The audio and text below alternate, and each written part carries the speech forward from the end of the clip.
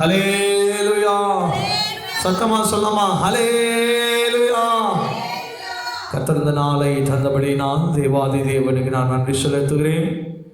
விசேஷமாக கர்த்தர் இந்த வேத பாட கூட்டத்திலையும் இன்னைக்கு ரொம்ப விசேஷமான நாள். ஹல்லேலூயா. ஏன் விசேஷமான நாள்னா, இந்த வேத பாடம் கூட்டம் துவங்கி இன்றைக்கு நமக்கு 50வது வாரம். எத்தனாவது வாரம்? 50வது வாரம். இந்த 50 வாரங்களும் நம்மை பாதுகாத்து, நம்மை ஏந்தி, நம்மை சுமந்து, அவருடைய வார்த்தையினால், விசேஷமாக இந்த விசுவாசம் என்ற வார்த்தை இந்த 50 வாரங்களும் நம்மோடு பேசி கொண்டிருக்கிறார், நம்மோடு இடைப்பட்டு கொண்டிருக்கிறார். இன்னும் 2 வாரங்கள் ஆச்சுன்னா இந்த பைபிள் ஸ்டடி தொடங்கி நமக்கு 1 ஆண்டு முடிய போகிறது. ஹல்லேலூயா.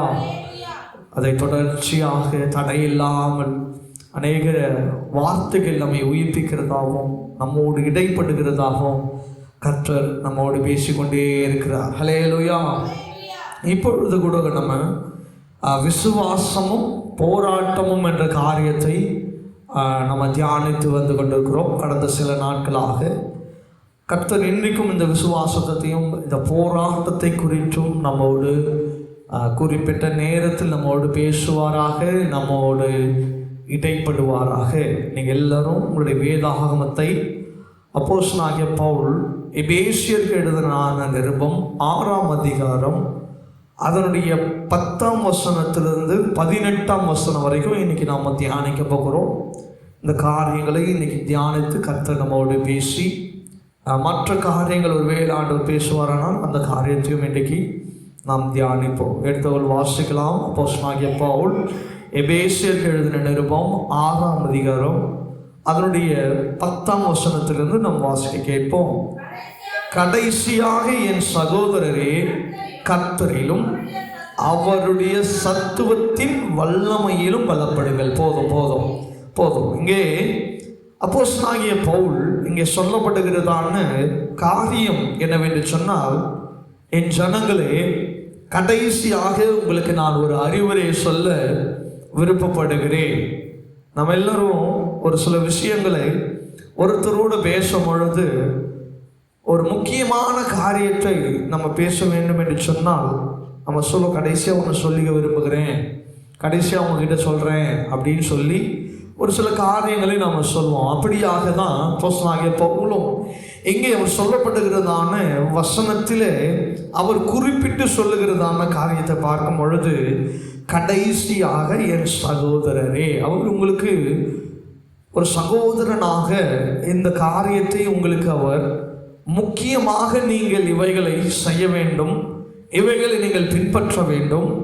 ஏனென்று சொன்னால் இந்த காரியங்கள் எல்லாம் நம்முடைய வாழ்க்கைக்கு மிகவும் அவசியமானது என்பதை அவர் நன்றாகவே உணர்ந்திருந்தபடியினாலே இதை அவர் கடைசியாக அவர் எடுத்துரைக்கிறார். ஹல்லேலூயா. நான் பிரசங்கிக்கும் போது கூட பார்க்கும் பொழுது ஒரு சில பாயிண்ட்டுகளை நான் எடுப்பேன். ஆனால் அதை நான் மறுபடியும் ஆராயும் போது அதை நான் லைனாக 1 2 3 4 எடுக்கும் பொழுது இடையில பார்க்கும்போது ரொம்ப முக்கியமான ஒரு சில காரியங்களை நான் அறிவது உண்டு. உடனே அதை என்ன பண்ணுவேன், ஆர்டரில் அதை மறுபடியும் கடைசியாக இதை பேசலாம் அப்படின்னு சொல்லி ஆவியானவர்னால ஏவப்பட்டு அதை எடுத்து வைப்பேன். ஏன்னு சொன்னால், கடைசியாக ஒரு சில காரியங்களை நாம் பேசும் பொழுது அது என்ன ஆகும்னா, நமக்கு இருதயத்தில் நன்றாக என்ன பண்ணோம், உட்காரும். ஹல்லேலூயா.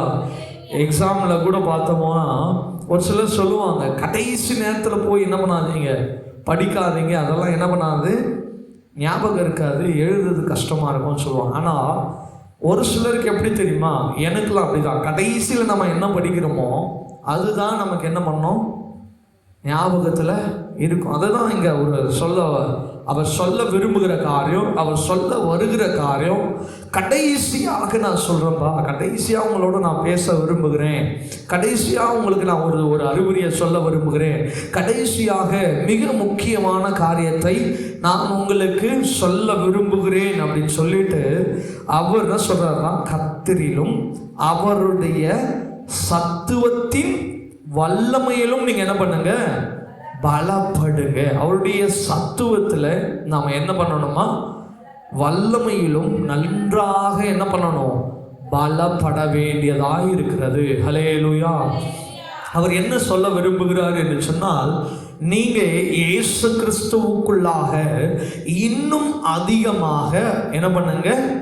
பலப்படுங்க அப்படின்னு சொல்றாரு. ஏன் பலப்படுங்க அப்படின்னு சொல்லும் போது நீங்க அடுத்த காரியங்களை நாம இன்னைக்கு பார்க்கலாம். ஆனா முதலாவது இந்த காரியத்தை, இந்த பலப்படுகிற காரியங்களிலே நாம் எப்படி இருக்கிறோம் என்பதை நீங்கள் ஆராய வேண்டியது அவசியமாக இருக்கிறது. ஹல்லேலூயா. சத்தமா சொல்லமா ஹல்லேலூயா. ஏன் நம்ம பலப்படணும் அப்படின்னு சொன்னா, இப்போ ஒரு வீடோ இல்லை ஒரு சபையோ நம்ம கட்டுகிறோம் சொன்னால், இந்த வீட்டுக்கு முதல்ல என்ன பண்ணணும்? ஒரு நல்ல அஸ்திபாரத்தை போடணும். என்ன பண்ணணும்? நல்ல அஸ்திபாரத்தை போடணும். நீங்கள் எவ்வளோக்கு எவ்வளோ அஸ்திபாரத்தை நன்றாக போடுகிறீங்களோ அதன்படி தான் நீங்கள் என்ன பண்ண முடியும்? ஒரு மாடியோ இல்லை 2 மாடியோ இல்லை 5 மாடியோ இல்லை 6 மாடியோ இல்லை 10 மாடிகளோ நீங்கள் என்ன பண்ண முடியும்? அதன் மீது கட்ட முடியும். ஒருவேளை அஸ்திபாரத்தை நீங்கள் சரியாக போடலைன்னு சொன்னால், அதுக்கு மேலே நீங்கள் எத்தனை வீடு கட்டினாலும் அது என்ன ஆயிரும்? சரிந்து கீழே விழுந்துரும். ஹல்லேலூயா. அதை தான் இங்கே அப்போஸ்தலனாகிய பவுல் உங்களுக்கு சொல்ல விருப்பப்படுகிறது என்னவென்று சொன்னால், நீங்கள் கர்த்தருடைய சத்துவத்திலும் அவருடைய வல்லமையிலும் நீங்கள் என்ன பண்ணுங்க? பலப்படணும். அவருடைய சத்துவத்தை நல்லா பிடிச்சுக்கணும். அவர் சத்திய வசனங்களை நன்றாக பிடிச்சு கொள்ளணும். அவருடைய வாழ்க்கை என்ன சொல்லுது என்பதை நீ நன்றாக புரிந்து கொள்ள வேண்டும். அவருடைய வல்லமை என்ன சொல்லுகிறது என்பதை நாம் புரிந்து கொள்ளணும். இயேசு கிறிஸ்து எப்படியாய் வாழ்ந்தால், அவருடைய வல்லமை எப்படி இருந்தது, அதிலே தான் நாம் பலப்படணுமே தவிர உங்களுடைய பலத்தினால் நீங்கள் என்ன பண்ணக்கூடாது? பலப்படுத்தக்கூடாது. ஹல்லேலூயா. ஹல்லேலூயா. நான் நல்லா சம்பாதிக்கிறேன், நல்லா வேலைக்கு போகிறேன், அதனாலே நான் என்ன பண்ணிடக்கூடாது? என்னுடைய பலத்தை அது மேலே போட்டுறக்கூடாது. இன்னைக்கு கிறிஸ்துவ விசுவாச போராட்டத்தில் இன்னைக்கு விழுந்து போகிறதுக்கு காரணம் என்னவென்று சொன்னால், அவர்கள் கர்த்தரின் சத்துவத்திலும் கர்த்தரின் வல்லமையிலும் பலப்படாதபடிக்கு தங்களுடைய சுயத்தின்படியும் சுயத்தின் மீது சார்ந்தும் சுய காரியத்தை நம்பினதுனாலும் சுயத்தின் மேலேயே அவர்கள் நம்பினதுனால என்ன ஆச்சுன்னு சொன்னா, அநேகர் விழுந்து போகிறார்கள். இதை கேட்டுக்கொண்டிருக்கிற என் தேவச்சனமே, நீங்க சபையில் இருந்தாலும் சரி, இந்த வெளியில் இந்த ஒலிபெருக்கின் சத்தங்களை நீங்கள் கேட்டுக்கொண்டிருந்தாலும் சரி, இல்லை இதை ஆன்லைன் மூலமாக கேட்டுக்கொண்டிருக்கிற தேவச்சனங்களாக இருந்தாலும் சரி, இந்த வார்த்தை ஆண்டவர் இன்றைக்கு உங்களுக்கு திட்டவட்டமாய் பேசுகிற காரியம், நீங்கள் ஆண்டவருக்குள்ளாக உங்களுடைய சத்துவத்திலும் உங்களுடைய அவருடைய வல்லமையிலும் நீங்க என்ன பண்ணணும்? பலப்படுகிறவர்களாயிருக்கணும். ஒருவேளை நீங்க பலப்படாம நீங்க இருப்பீங்கன்னு சொன்னா, அடுத்து வர காரியங்களை உங்களுடைய வாழ்க்கையில நீங்க செய்ய முடியாது. அதுதான் ஆண்டவர் பவுல் சொல்றார் முன்னாடியே, நீங்கள் எதில் உங்களை ஸ்ட்ராங் பண்ணிக்கணுமோ அதில் உங்களை நீங்க என்ன பண்ணிக்க? ஸ்ட்ராங் பண்ணிக்கொள்ளுங்க. அதை நீங்க ஸ்ட்ராங் பண்ணாம நீங்க என்ன பண்ண முடியாது? மற்ற எந்த காரியத்தையும் உங்களால செய்யவே முடியாது. ஒருத்தன் டிரைவிங் தெரியாம அவங்கிட்ட வண்டியை கொடுக்க முடியுமா? சொல்லுங்க. வண்டி ஓட்டவே தெரியாது அவங்கிட்ட நம்பி நம்ம வண்டி கொடுக்க முடியுமா? முடியாது இல்லை. அதே போலதான் நம்முடைய வாழ்க்கையிலும் நம்முடைய சத்துவத்திலும் நம்முடைய பலத்திலும் அவருடைய வல்லமையிலும் நாம் நல்லா ஸ்ட்ராங்காக இருக்கணும். அதுக்கு ஆண்டவர் நம்ம கூட இருக்கணும். பரிசுத்த ஆவியானவர் நமக்கு உதவியா இருக்கணும். அவர் நமக்கு உதவி செய்யும் பொழுதுதான் கர்த்தர் நம்மை பலப்படுத்த முடியும். ஹல்லேலூயா. சத்தமா சொல்லாமா ஹல்லேலூயா. நம்ம வேதத்தில் வாசித்து இருக்கிறோம், எத்தனையோ பேர் தன் சுய பலத்தை நம்பி என்ன பண்ணியிருக்கிறாங்க? விழுந்து போயிருக்கிறாங்க. அதுதான் ஆண்டு சொல்லுவோம், சுய புத்தி மேல் சாராமல். எப்பொழுதுமே நம்ம சுயத்தில் யோசிக்கவே கூடாது. ஒரு காரியத்தை செய்கிறோம் அப்படின்னு சொன்னால் முதலாவது நமக்கு ஞாபகம் வர வேண்டியது என்ன தெரியுமா? என் தேவனுக்கு அதை நான் தெரியப்படுத்தணும். என்னது? என்ன பண்ணணும்? தேவனுக்கு நான் தெரியப்படுத்தணும். ஒரு வியாபாரத்தை தொடங்க போகிறீங்களா? கர்த்தருக்கு தெரியப்படுத்துங்க. ஒரு வேலையை செய்ய போகிறீங்களா, கர்த்தருக்கு தெரியப்படுத்துங்க. உங்கள் பிள்ளைகளை ஏதோ ஒரு காரியத்தில் படிப்புலையோ இல்லை வேலையிலையோ சேர்க்க போகிறீங்களா, கர்த்தருக்கு தெரியப்படுத்துங்க. ஒரு கடையை கட்ட போகிறீங்களா, இல்லை வீடு கட்ட போகிறீங்களா, இல்லை சபையை கட்ட போகிறீங்களா, இல்லை ஊழியத்தை ஆரம்பிக்க போகிறீங்களா, எந்த காரியமாக இருந்தாலும் முதல்ல அஸ்திபாரத்தை கர்த்தர் மேல் போடுவீங்க. ஹல்லேலூயா, ஹல்லேலூயா. நீங்கள் உங்கள் சுயத்தின்படி உங்கள் அஸ்திபாரம் போடுவீங்கன்னு சொன்னால் அது உங்களுக்கு ஸ்ட்ராங்காக இருக்கிற மாதிரி தான் தெரியும். எப்படி இருக்கும்? ஸ்ட்ராங்காக இருக்கிற மாதிரி தான் இருக்கும். ஆனால் ஒரு சின்ன அலை, இப்படி அப்படி ஒரு புயல், ஒரு போராட்டம், ஒரு கஷ்டம் அப்படி வந்துச்சுன்னா உடனே என்ன பண்ணிடுவோம்? அப்படியே சோர்ந்து போயிடுவோம். ஆனால் இதுவே என் ஆண்டவர் மேலே நீங்கள் அந்த அஸ்திபாரத்தை போடுகிறீர்கள் என்று சொன்னால் உங்கள் நம்பிக்கை எல்லாம் எங்கே போகும்? ஆண்டவர் மேலே போகும். ஹல்லேலூயா, ஹல்லேலூயா. அப்போ உங்கள் சத்துவத்தையும் உங்கள் வல்லமையும் அவருக்குள்ள நீங்கள் என்ன பண்ணணும்? பலப்படுத்தணும். இன்னைக்கு நான் செய்ய போகிற காரியம் என்ன தெரியுமா? என்னை கர்த்தருக்குள் நான் பலப்படுத்திக்கணும். என்ன பண்ணிக்கணும்? கர்த்தருக்குள்ள என்னை நான் என்ன பண்ணணும்? பலப்படுத்தி கொள்ளணும், ஸ்ட்ராங் பண்ணி கொள்ளணும். என்னையும் அவரையும் என்ன பண்ண முடியாது? பிரிக்கவே முடியாது, இல்லையா? அந்த மாதிரி ஒரு ஸ்ட்ராங். நம்ம கடையிலலாம் ஏதாவது ஒன்று உடஞ்சிருச்சுன்னா நம்ம என்ன பண்ணுவோம்?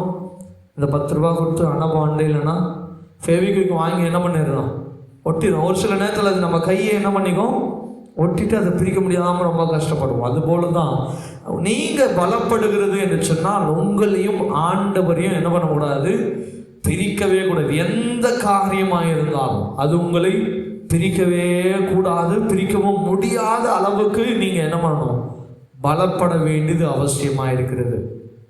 கர்த்தருக்குள் அப்படி இருந்தவங்க தான் கர்த்தருக்கு பிரியமானவர்கள். ஹல்லேலூயா. 2 பேர் அப்படி வாழ்ந்தாங்க. அந்த 2 பேரும் மரணத்தை சந்திக்காம ஆண்டவரால் எடுத்து கொள்ளப்பட்டாங்க. ஹல்லேலூயா. கர்த்தருக்கு யாரெல்லாம் அப்படி பெரியமாய் வாழ்கிறார்களோ அவர்கள் எல்லாருமே எடுத்து கொள்ளப்படுவார்கள். ஹல்லேலூயா. இந்த இப்போ இருக்கிற ஜென்ரேஷன் அது நடக்கலை. ஏன் ஆண்டவர் அதை செய்ய மாட்டேன்னு சொல்கிறாரா? ஏன்னா யாரும் அப்படி வாழலை. ஹல்லேலூயா, ஹல்லேலூயா. நம்ம ஆண்டவருக்கு பிரியமாய் நடக்கும் பொழுது ஆண்டவர் நம்மிலும் என்ன பண்ணுவார்? பிரியப்படுவார். அப்போ முதலாவது நான் என்ன பண்ணணும்னு சொன்னால் கர்த்தருடைய சத்துவத்திலும் அவருடைய வல்லமையிலும் என்னை முதலாவது நான் என்ன பண்ணிக்கணும்?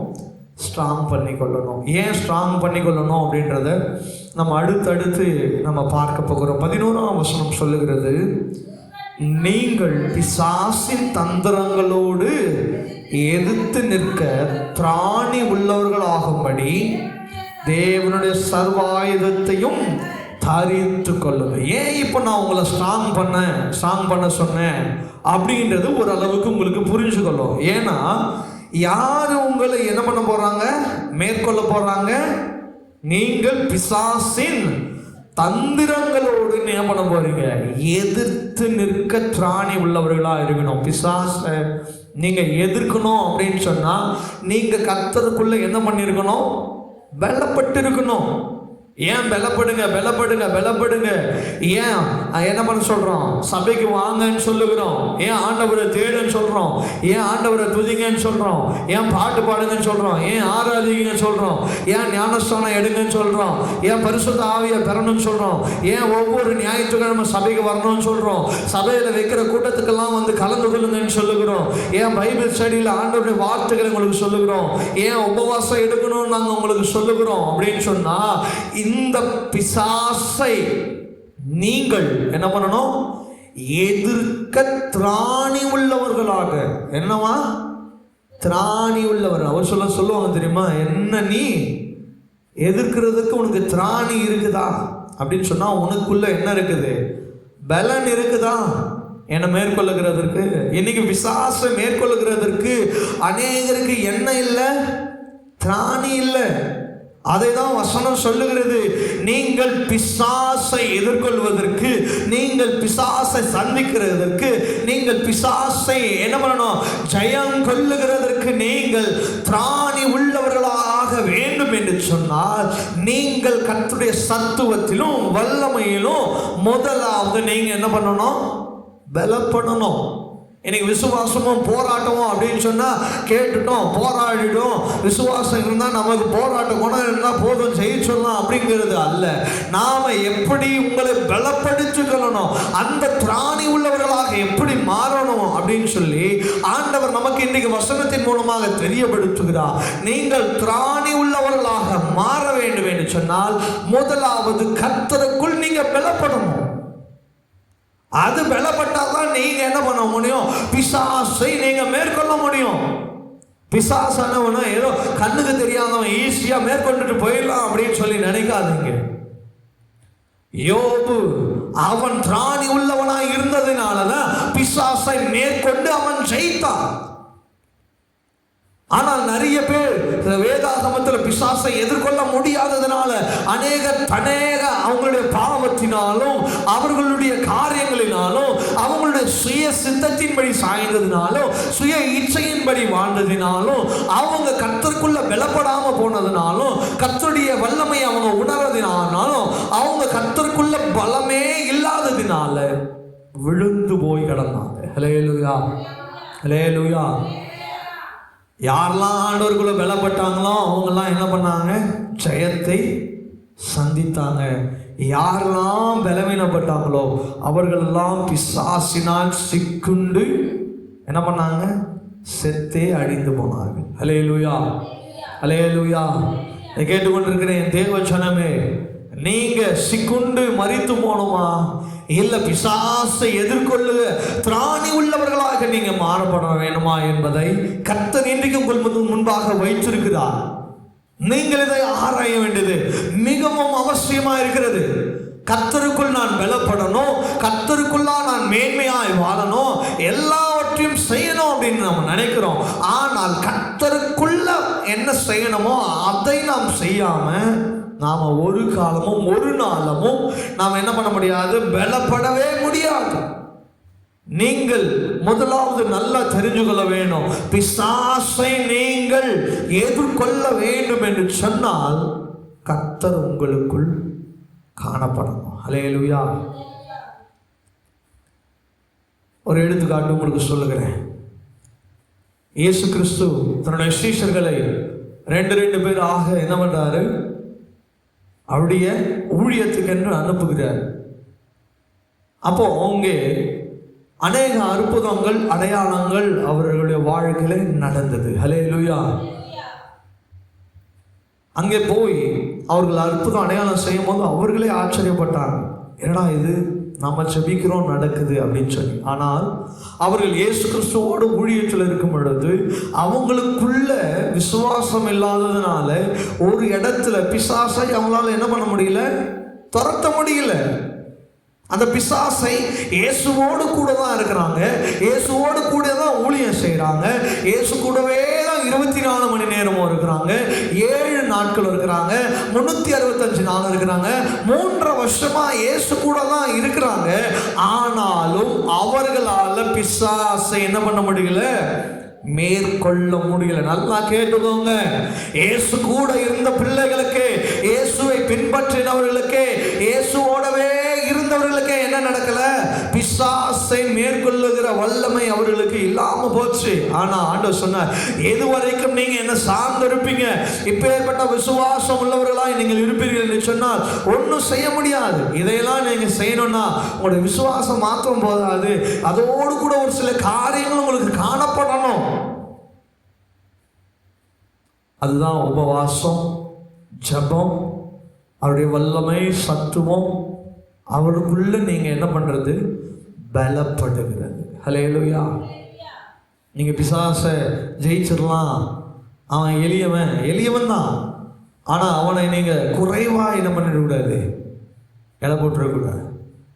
அதான் வசனம் நமக்கு சொல்லுகிறது, நீங்கள் பிசாசின் தந்திரங்களோடு. அவன் எப்படிப்பட்டவன், பிசாசு யாரு, தந்திரக்காரன். பொய் சொல்றதுல அவன் தான் ஃபர்ஸ்ட் பிளேஸ்.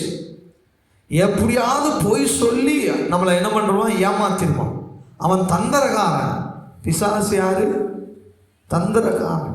ஆண்டவர் சொன்ன வார்த்தையே நம்ம கிட்ட பேசி திரிச்சு நம்மளை என்ன எப்படியாவது விழ செய்திருவோம். அந்த தந்திரக்காரனை நீங்க ஜெயம் எடுக்கணும்னு சொன்னா நீங்க கர்த்தருக்குள் எப்படி இருக்கணும்? பலவானாய் காணப்படணும். ஹல்லேலூயா. எது நிற்க திராணி உள்ளவர்களாகும்படி தேவனுடைய சர்வாயுதத்தையும் தரித்து கொள்ளுங்கள். என்ன பண்ணணுமா? சர்வாயுதத்தை. நமக்குள்ள உடனே கேள்வி வரும், இவ்வளோ நாள் எங்களுக்கு சர்வாயுதம்னா என்னன்னு சொல்லவே இல்லையே. சர்வாயுதம்னா ஏதோ ஆயுதம் அப்படின்னு ஏதோ கத்தி, ஏதோ கோடாரி அப்படின்னு நினச்சிக்காதீங்க. அதை தொடர்ந்து நம்ம பார்க்க போகிறோம். பிசாசை நீங்கள் மேற்கொள்ளணும் அப்படின்னு சொன்னால் அந்த சர்வ ஆயுதங்கள் நமக்கு மிகவும் அவசியம். பிசாசை நீங்கள் மேற்கொள்ளணும் அப்படின்னு சொன்னால் அந்த சர்வ ஆயுதம் நமக்கு என்ன வேணும்? அவசியமாய் காணப்படுகிறது. அந்த சர்வ ஆயுதங்களை தரித்து கொண்டவர்களாக காணப்படணும். பிசாசை கண்டு அஞ்சிடக்கூடாது. ஒரு 5 நிமிஷம் கரண்ட் ஆஃப் ஆகின உடனே நமக்கு என்ன வந்துடுது? ஐயோ, நம்மளை என்ன பண்ணிடும்? பிசாசு வந்து பிடிச்சிடும். இப்போ ஏற்பட்ட காரியங்களுக்கு எல்லாம் நம்ம பயந்து கொண்டிருந்தோம்னு சொன்னால் அவன் முன்னாடி வந்து நின்னானா நம்ம ஜெயம் கொள்ளுகிறவர்களாக மாறுவது எப்படி? கேட்டுக்கொண்டிருக்கிறே என் தேவ ஜனமே, அவருடைய சர்வ ஆயுதங்களை நீங்கள் தரித்து கொள்ளவர்களாக இருக்கணும். இந்த சர்வ ஆயுதங்கள் என்னென்ன என்பதை வரும் வசனங்களிலே நாம் பார்ப்போம். அதுக்கு முன்பாக ஒரு சில காரியங்களை நாம் நன்றாக தியானிக்க வேண்டியது மிகவும் அவசியமாக இருக்கிறது. 12ஆம் வசனம் சொல்லுகிறது, ஏனெனில் மாம்சத்தோடும் இரத்தத்தோடும் அல்ல, துரைத்தனங்களோடும் அதிகாரங்களோடும் இப்பிரபஞ்சத்தின் அந்தகார லோகாதிபதிகளோடும் வான மண்டலங்களில் உள்ள பொல்லாத ஆவியின் சேனைகளோடும், நல்லா கவனிங்க, சேனைகளோடும் நமக்கு போராட்டம் உண்டு. வசனம் சொல்லுது போராட்டம் உண்டு. ஏன் இன்னைக்கு விசுவாசமும் இந்த போராட்டம் என்ற காரியத்தை உங்களுக்கு சொல்லி கொண்டிருக்கிறோம் சொன்னா, உங்களுக்கும் இந்த வானமண்டலம் இருக்கிறதான பொல்லாத ஆவிகள் சொல்லப்படுகிற எல்லாம் பிசாசின் கிரியைகள், பிசாசின் காரியங்கள், பிசாசோடு நமக்கு என்ன உண்டு? போராட்டம் உண்டு. ஒரு சில காரியங்களை வஞ்சிப்பான் பிசாசு. சொல்லுவான், உனக்கு போராட்டம் இல்லை, உனக்கு சண்டை இல்லை, சச்சரவு இல்லை, உனக்கு சமாதானம் தான் அப்படின்னு சொல்லி என்ன பண்ணிடுவான்? உங்களுக்குள்ள விதைக்க வேண்டிய காரியங்களை விதைச்சிருவான். ஆனால் வசனம் நமக்கு சொல்லுகிறது, நமக்கு போராட்டம் உண்டு. உனக்கு போராட்டம் இருந்தாதான் நீங்க சரியான பாதையில போறீங்கன்னு அர்த்தம். என்னது? போராட்டம் உங்க வாழ்க்கையில இல்லைன்னு சொன்னா நீங்க தவறான பாதையில போயிட்டு இருக்கீங்கன்றத நீங்க கொஞ்சம் ஆராய்ச்சி பார்க்கணும். என் வாழ்க்கை அமைதலா போகுது, ஸ்மூத்தா போகுது அப்படின்னு நினைச்சீங்க அப்படின்னு சொன்னா நீங்க ஆண்டவர் நினைத்த பாதையில போல, தேவன் விரும்புகிற பாதையில போல. ஏன்னா ஆண்டவர் சொல்லிட்டாரு, கர்த்தரை நம்பி வந்த பிள்ளைகளுக்கு போராட்டம் உண்டு, பிரச்சனை உண்டு. அவைகளை எல்லாவற்றையும் மேற்கொள்ளுகிறதுக்கு ஆண்டவர் நமக்கு பலனை தருவார்னு சொல்லியிருக்கிறார். அப்போ இந்த போராட்டங்கள் நம்முடைய வாழ்க்கையில இல்லை அப்படின்னு சொன்னா நீங்க தவறான பாதையில கடந்து போய் கொண்டிருக்கிறீங்க அப்படின்றதை நீங்க நன்றாய் உணர்ந்து கொள்ளணும். நீங்க கிறிஸ்துவ ஜனங்கள் மத்தியில அநேக போராட்டங்கள் உண்டு, அநேக கேள்விகளும் உண்டு. இன்னைக்கு நம்ம கேள்விகள் கேட்க சொன்னா கிறிஸ்துவர்கள் ஒரு 1000 கேள்வி. என்ன, நீங்க இயேசு கிறிஸ்துவை இன்னைக்கு பார்க்க போகிறீங்க, அவர்கிட்ட என்னெல்லாம் கேள்வி கேட்கணுமோ அப்படியே ஒரு பேப்பர்ல எழுதுங்கன்னு சொன்னீங்கன்னா நமக்கு கிடைச்சதுராவா சான்ஸ்ன்னு சொல்லி எழுதும். பேப்பரா எழுதி அடிஷ்னல் ஷீட்டா கேட்போம். இல்லை, ஏன் ஆண்டவரே இத்தனாம் தேதி, இத்தனாம் வருஷம், இத்தனாவது மாதம், இந்த தேதி, இந்த கிழமை, இந்த டைமில் இந்த காரியத்தை என் வாழ்க்கையில் அனுமதிச்சிங்க அப்படிங்கிற வரைக்கும் எல்லாவற்றையும் விலாவரியாக நம்ம என்ன பண்ணுவோம்? ஆண்டவர்கிட்ட கேட்போம், இதை நீங்கள் அனுமதிச்சதுனால தான் எனக்கு இந்த காரியம் நடந்துச்சு, இந்த போராட்டம் வந்துச்சு, இந்த சண்டை வந்துச்சு, இந்த சச்சரவு வந்துச்சு, இந்த பிரச்சனை போராட்டம் என் குடும்பத்தில் இவ்வளோ போராட்டத்தை நான் பார்த்து கொண்டு இருக்கிறேன், இதை நீங்கள் ஏன் அனுமதிச்சிங்க அப்படின்னு சொல்லி இன்னைக்கு கோடி கோடியான கேள்விகளை நம்முடைய இருதயத்தில் வச்சிருக்கிறோம். ஆண்டவர் இன்னைக்கு உங்களுக்கு அதுக்கு ஒரு விடையை சொல்லுகிறார் பாருங்க. அந்த போராட்டத்தின் காரியம் என்ன வேண்டும் சொன்னா, இந்த போராட்டத்தை உனக்கு கொடுத்து நான் அழிக்கிறதுக்காக அந்த போராட்டத்தை உனக்கு கொடுக்கல. அந்த போராட்டத்தின் மூலமாக நீங்க நம்பி இருக்கிற, நீங்க தேடி வந்திருக்கிற அந்த ஆண்டவராக இயேசு கிறிஸ்து யார் என்பதை உங்களுக்கு காண்பிப்பதற்காகவே இந்த போராட்டத்தை உங்க வாழ்க்கையில கர்த்தர் அனுமதித்திருக்கிறார். ஹல்லேலூயா. நான் சொல்றது புரியுதுங்களா? தலையாட்டுறீங்க. ஆண்டவர் ஏன் போராட்டத்தினுடைய வாழ்க்கையில் அனுமதிக்கிறாருன்னு சொன்னா, இயேசு யார் என்பதை உங்க வாழ்க்கையில சொல்றதுக்காக தான் போராட்டத்தை அனுமதிக்கிறார். எந்த போராட்டமும் உங்க வாழ்க்கையில் ஆண்டவர் கொடுக்காம இயேசு யாருன்னு சொன்னா என்ன சொல்லுவீங்க? இயேசு கிறிஸ்துன்னு ஒருத்தர் இருந்தாரு, வந்தாரு, ஒரு 33 வருஷம் இருந்தாரு, மரிச்சாரு, எங்களெல்லாம் மீட்டுட்டு போயிட்டாரு. ஆனால் இதுவே உன் வாழ்க்கையில் ஒரு போராட்டம், ஏதோ ஒரு சண்டை சச்சரவு, அதிலிருந்து இயேசுக்கு ஒரு விடுதலை கொடுத்துருக்கிறார். அப்போ நீ யாராவது உங்ககிட்ட இயேசு யாருன்னு சொன்னால் என்ன பண்ணுவீங்க? 10 வருஷத்துக்கு முன்னாடி இந்த வியாதியோடு இருந்தேன், இந்த பிரச்சனையோடு இருந்தேன், இந்த காரியத்தோடு இருந்தேன், கர்த்தர் இன்றைக்கு அதிலிருந்து என்னை விடுவித்தார், அவர்தான் இயேசு என்பதை நீங்கள் சொல்வீங்க. ஹல்லேலூயா. இயேசு ஏன் போராட்டத்தை அனுமதிக்கிறாருன்னு சொன்னா, இயேசுக்காக நீங்கள் உகந்த உண்மையான சாட்சியாய் இந்த உலகத்தில் நீங்கள் மாற வேண்டும் என்பதற்காகவே இயேசு ஒரு சில காரியங்களை உங்க வாழ்க்கையில அனுமதிக்கிறார். இயேசு உங்க வாழ்க்கையில அனுமதிக்கிற போராட்டம் எல்லாம் உங்களை அழுத்துவதற்கோ, உங்களை அழிப்பதற்கோ, உங்களை ஒண்ணுமே இல்லாம போவதற்காகவோ இயேசு இந்த காரியத்தை உங்கள் வாழ்க்கையில அனுமதிக்கல. இயேசு ஏன் இந்த போராட்டத்தை உங்கள் வாழ்க்கையில அனுமதிச்சிருக்கிறாருன்னு சொன்னா, இயேசுவை உயர்த்தவும், இயேசுவினுடைய நாமத்தை உயர்த்தவும், அந்த நாமத்தின் மூலமாக உங்களுடைய தலைகளையும் கர்த்தர் உயர்த்த அந்த போராட்டத்தை அனுமதித்திருக்கிறார். அல்லேலூயா. வேதாகமத்துல பார்ப்பீங்கன்னு சொன்னா, எத்தனையோ பேரு அவங்க போராட்டத்தின் மத்தியில அவங்க தலைகளை கர்த்தர் உயர்த்தி இருக்கிறார். அதையெல்லாம் நீங்க விசுவாசிச்சீங்கன்னு சொன்னா, அவங்க வாழ்க்கையில நினைத்ததான செய்ததான அற்புதங்களை, அடையாளங்களை கர்த்தர் உங்க வாழ்க்கையில என்ன பண்ணுவாரு? செய்கிறவராக இருப்பார். விசுவாசிப்பீங்களா? நம்புவீங்களா? ஏசிய வாழ்க்கையில எது செஞ்சாலும் அது நல்லதுன்னு சொல்லுங்க. ஏசப்பா இதை அனுமதிச்சிங்கன்னு கேட்காதீங்க. இயேசு உங்களை நேசிக்கிறார். ஹல்லேலூயா. இயேசு உங்களை எப்பொழுதும் கைவிடவே மாட்டார்.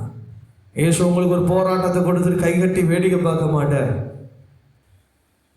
அவர் அப்பேற்பட்ட தேவனும் அல்ல. உங்கள் போராட்டங்களிலே அவர் உங்களை ஜெயமாய் மாற்றணுன்றதுதான் அவருடைய விருப்பம். ஹல்லேலூயா, ஹல்லேலூயா, ஹல்லேலூயா. இதையெல்லாம் நீங்க எதற்காக சொன்னா, அவங்க ஆவிக்குரிய போராட்டத்தை போராடுவதற்கு, இந்த வானமண்டல ஆவிகளோடு நீங்க போராடுவதற்கு, பிசாசோடு தந்திரமான போராட்டங்களிலே போராடுவதற்கு நீங்க முதலாவது ஸ்டெப் ஆண்டவருக்குள்ள பலப்படு. பலப்படாம ஒரு காரியத்தை உங்களால செய்ய முடியாது. நம்ம விழுந்து போயிடுவோம். நல்ல பலப்படுங்க, கர்த்தரோடு ஐக்கியப்படுங்க, நல்ல ஜெபம் பண்ணுங்க, ஆண்டவருடைய வசனத்தினால நல்ல தேருங்க. ஆண்டவர் உங்களை உறுதிப்படுத்துவார், பலப்படுத்துவார், நன்மையான காரியங்களை உங்க வாழ்க்கையில செய்வார். அடுத்த வாரம் உங்களுக்கு நான் ஒரு சாட்சி சொல்ல விரும்புகிறேன். இந்த சாட்சி ஒரு தாய்மாருடைய சாட்சி. அந்த தாய்மார் படிக்காதவங்க. இது உண்மையாய் நடந்த, சென்னையில் நடந்த ஒரு சாட்சி. படிப்பறிவே இல்லாத ஒரு தாயாரை கர்த்தர் அவருடைய வாழ்க்கையில எப்படி உயர்த்தினார். ஒன்னே ஒன்று, அவர்கள் இயேசுவை நம்பினதுனால அவருடைய போராட்டங்களை இயேசு எப்படி மாற்றினார் என்ற அந்த உயிருள்ள சாட்சி அடுத்த வாரம் உங்களுக்கு நான் சொல்ல போகிறேன். ஏனென்று சொன்னால், அவர்கள் அந்த போராட்டத்திலிருந்து எப்படி இயேசு அவங்களுக்கு ஜெயம் கொடுத்தாரோ அதே போலதான் உங்க வாழ்க்கையிலும் அந்த போராட்டத்திலிருந்து கர்த்தர் உங்களுக்கு ஜெயத்தை தருவார். ஹல்லேலூயா. அந்த படிப்பறிவில்லாத அந்த தாயார், அந்த தாயாரோட சாட்சி என்ன தெரியுமா? மழைக்காக கூட என்ன பண்ணதில்லை, ஸ்கூல் பக்கம் ஒதுங்கினது கிடையாது. அப்பேற்பட்ட தாயாரை கர்த்தர் அநேக ஊழியக்காரர்களை எழுப்பினார். சென்னையில் கிட்டத்தட்ட இந்த சபையிலே இன்றைக்கு 3000 பேருக்கு மேல சபை. ஹல்லேலூயா, ஹல்லேலூயா. ஒன்றுமே இல்லாத, படிப்பறிவே இல்லாத போராட்டத்தில் இருந்த அந்த தாயார் கர்த்தருக்காக விசுவாசத்தோடு நிலை நின்றதே இன்றைக்கு அந்த ஒரு சபை சாட்சியாக இருக்கிறது. ஹல்லேலூயா. இன்றைக்கு உங்கள் வாழ்க்கையில போராட்டத்தை கண்டு பயப்படாதீங்க, பிரச்சனையை கண்டு பயப்படாதீங்க. எல்லாருக்கும் போராட்டம் வரும், எல்லாருக்கும் கஷ்டம் வரும். ஆனால் அதை கண்டு துவளாமல் எப்படி அவைகளை பலப்படுத்தி கர்த்தருக்குள்ளாக நீங்கள் பலப்பட்டு அதை மேற்கொள்ளுகிறீர்களோ அது உங்களை கர்த்தருக்குள் விசுவாசத்தோடு கூடிய போராட்டத்தை உங்களுக்கு போராட வைக்கும். கர்த்தர் தாமே இந்த வார்த்தைகளை ஆசீர்வதிப்பாராக.